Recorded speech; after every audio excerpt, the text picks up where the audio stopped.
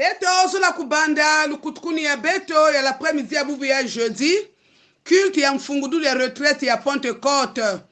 Tolingi ko bandali yanga na biso l'après-midi ya lelo jeudi na kombo ya tata ya mwana pe ya molimo mosanto. Tous les habitants du monde criez de joie pour le Seigneur. Servez le Seigneur joyeusement. Approchez-vous de lui dans la joie. Reconnaissez que le Seigneur est Dieu. C'est lui qui nous a fait et nous sommes à lui. Il est notre berger, nous sommes son peuple, son troupeau. Entrez dans son temple en lui disant merci. Allez dans les cours du temple en chantant sa louange. Remerciez-le et rendez-lui gloire. Oui, le Seigneur est bon, son amour est pour toujours, et de génération en génération, il reste fidèle. Que la grâce et la paix vous soient données de la part de Dieu notre Père et de Jésus-Christ notre Sauveur. Amen. Amen. Beto ke kutela beto nyonso di bunde Yesu Kristo. Beto ke imbila cantique 302 kintuadi toko tele mabiso banso. Beto ko imba cantique 302 kintuadi. Wizai talala mpeve ota mwa mutimami levo fuluza mutima wiza kunda mpemua fuluza wiza mpeve fuluza timami bwabu wiza mpeve fuluza evalewe mufika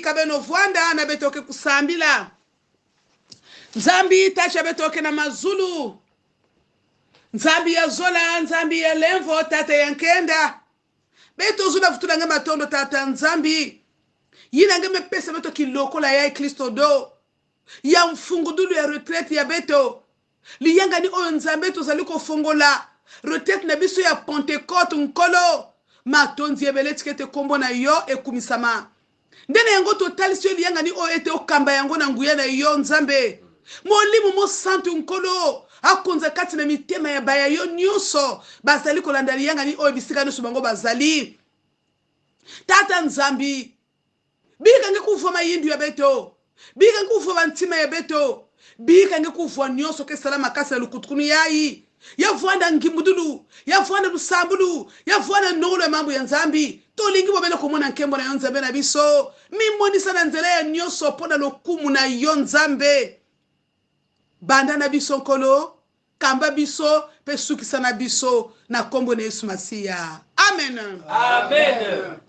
na kilokola ya dibundi Yesu Kristo betozula kufinama na ntadisi ya tata nzambi kotenge ikele finama na ntadisi ya nzambi na kunyongoloka angelomba lemvu na nzambi balinga mikati na koloma loba na nzambe lobiete voici l'homme heureux il n'écoute pas les conseils des gens mauvais il ne suit pas l'exemple de ceux qui font le mal il ne s'assoit pas avec les moqueurs au contraire il aime l'enseignement du Seigneur et le redit jour et nuit dans son cœur.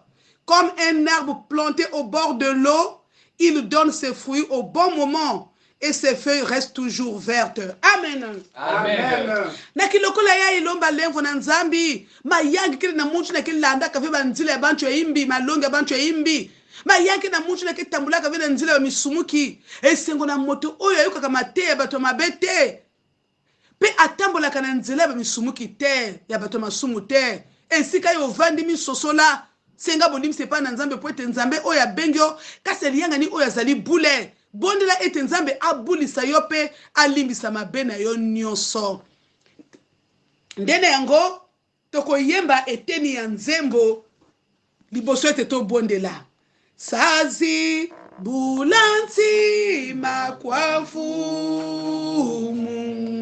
sasisi masumu mamo vosa kananga ye masumu ngavidi simwela wao vosa kananga ye masumu ngavidi simwela wao naizi kwa mvuluzi aku inkodi kya bwilu kwase na kambi masumu maya aku mumenga wasi wanave na kambi masumu maya aku mumenga wasi wanave mubwabu usilululemvo kiambazi kuze ikyoko vomfumu sikiza munkembo ngabwe unamoni nabo vomfumu sikiza munkembo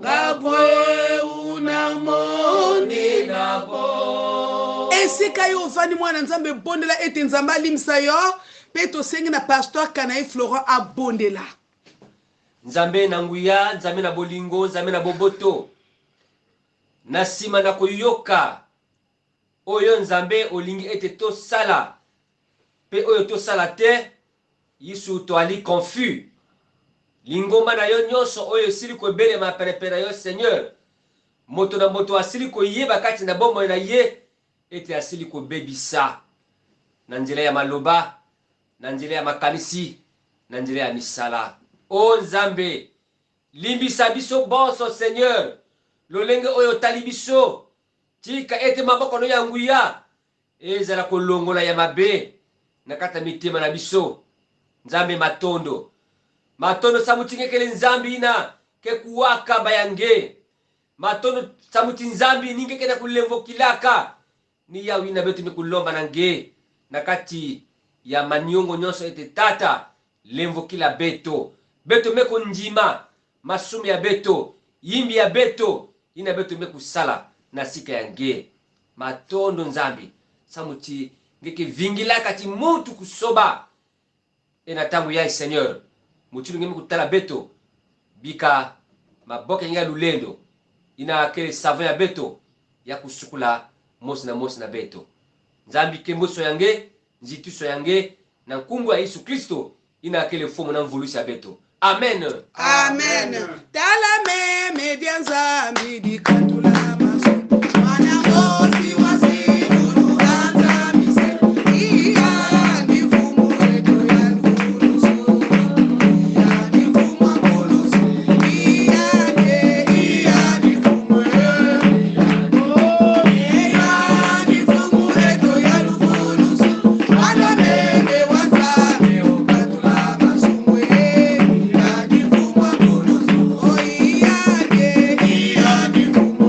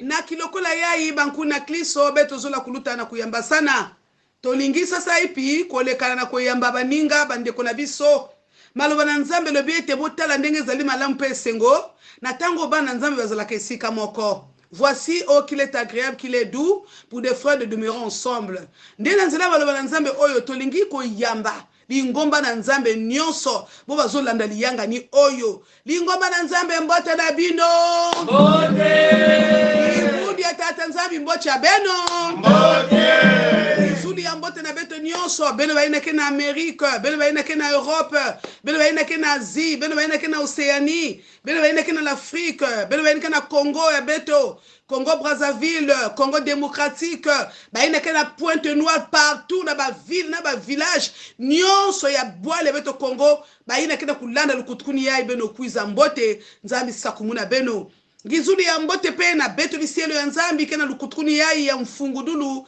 ya retraite ya beto kena pasteur Sidonie Balongana, beto kena pasteur Florent Kanaï, beto kena pasteur Mbongo Bertin Romain, beto kena évangéliste Tabi Kumu Gavani, beto kena pena commission technique intwad na beto kena pena munu pasteur Pelagi Makola na kinto de beto nyonso tuiza kweto mun muyeye ikata nzambi katu sakumulanga natakusalilanga pe ani kuna beto na kota na kiese na kuyangala la samnati nzambi meku yamba beto imeni to sangani ya wapo na topesa nkemo haleluya to sangani ya wapo na topesa nkemo haleluya to sangani awa to sangani ya wapo na topesa nkemo haleluya to sangani awa to sangani ya wapo na topesa nkemo haleluya haleluya haleluya haleluya haleluya